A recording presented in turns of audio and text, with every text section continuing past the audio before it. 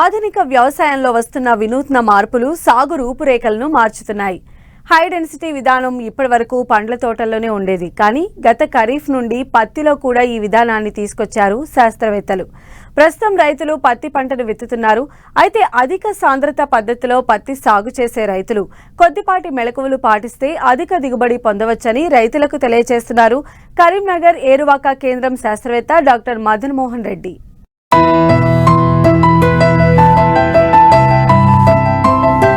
ప్రపంచంలో పత్తిని పండించే దేశాలలో భారతదేశం అగ్రస్థానంలో ఉంది. ఎగుమతి ఉత్పత్తుల్లో 2వ స్థానాన్ని ఆక్రమించింది.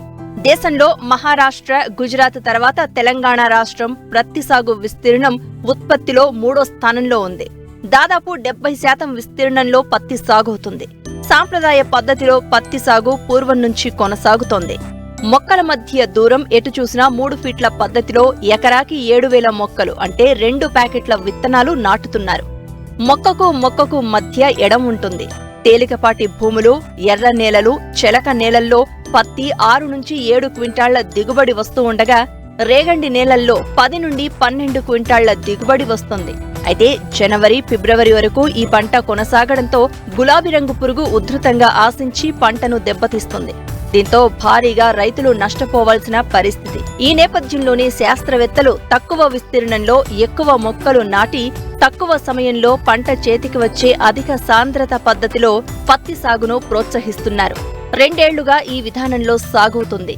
సాధారణ పద్ధతిలో కంటే అధిక సాంద్రత పద్ధతిలో సాగు చేస్తే తక్కువ విస్తీర్ణంలో అధిక దిగుబడులు సాధించవచ్చు. అయితే అధిక సాంద్రత పద్ధతిలో సాగు చేసే రైతులు సాగులో కొన్ని మెళకువలు పాటించాలని సూచిస్తున్నారు కరీంనగర్ ఏరువాక కేంద్రం కోఆర్డినేటర్ శాస్త్రవేత్త డాక్టర్ మదన్ మోహన్ రెడ్డి. ఈ రోజు మనం అధిక సాంద్రత పత్తి సాగులో మెళకువల గురించి తెలుసుకుందాం. అసలు ఈ అధిక సాంద్రత పత్తి సాగు అంటే ఏమిటి? ఈ అధిక సాంద్రత పత్తి సాగు అంటే మనకు నార్మల్గా ఏదైతే స్పేసింగ్ వాడుతున్నామో మొక్కలకు కానీ వరుసకు మధ్య దూరం కానీ, సో దాంట్లో మనం ఈ మొక్కకు మధ్య దూరాన్ని తగ్గించి దగ్గరగా పెట్టుకొని 1 ఎకరంలో వచ్చే మొక్కల సంఖ్యను పెంచుకోవడమే ఈ అధిక సాంద్రత పత్తి సాగు. ఇది ముఖ్యంగా మనకి చిలక నేలలు కానీ అంటే ఎర్రరేగడి నేలలు కానీ తేలికపాటి నేలలు కానీ ఈ పద్ధతి వాడడానికి అనుకూలంగా ఉంటుంది. మామూలుగా మనం సాధారణంగా పెట్టే పత్తిలో మనకి ఒక 3 ప్యాకెట్ల వరకు పడుతుంది. అంటే 1 నుంచి 1.5 కిలోల వరకు పడుతుంది విత్తనం అనేది. ఈ అధిక సాంద్రత పత్తి సాగులో 5 ప్యాకెట్లు దాదాపుగా 3 నుంచి 3.5 కిలోల విత్తనం అనేది ఈ పద్ధతిలో మనకు వేసుకోవడం జరుగుతుంది. మొక్క అనేది 100 సెంటీమీటర్లకు మించి పెరగకూడదు, అదేవిధంగా గుబురుగా కూడా ఉండకూడదు. దీనిలో ఇంకొక ముఖ్య విషయం గమనించుకోవాల్సింది ఏంటంటే మనకు గ్రోత్ రెగ్యులేటర్గా మెపిక్వాట్ క్లోరైడ్, దీన్ని మనము 40 నుంచి 45 రోజుల పంట విత్తిన తర్వాత 40 నుంచి 45 రోజులు, 60 నుంచి 70 రోజులు, 3వసారి 90 రోజులు. ఆ 3వసారి అనేది మనకు ఒకవేళ మంచి వర్షాలుండి మొక్క ఏపుగా పెరుగుతుందనే దశలో స్ప్రే చేసుకుంటే మనకు సరిపోతుంది. దీన్ని ఎందుకు అంటే మనకు మొక్క శాఖీయ పెరుగుదలను తగ్గించి కాయ బరువు పెరగడానికి ఉపయోగపడుతుంది. సో దీని ద్వారా రైతులు మనకు ఎక్కువ దిగుబడి అనేది పొందడం జరుగుతుంది. సో ఈ మొక్కలు విత్తేటప్పుడు రైతులు ఏం చేస్తారు, మన నార్మల్ సాధారణ పద్ధతిలో వరుసకు మధ్య 120 సెంటీమీటర్లు 90 సెంటీమీటర్లు ఫాలో అవుతారు.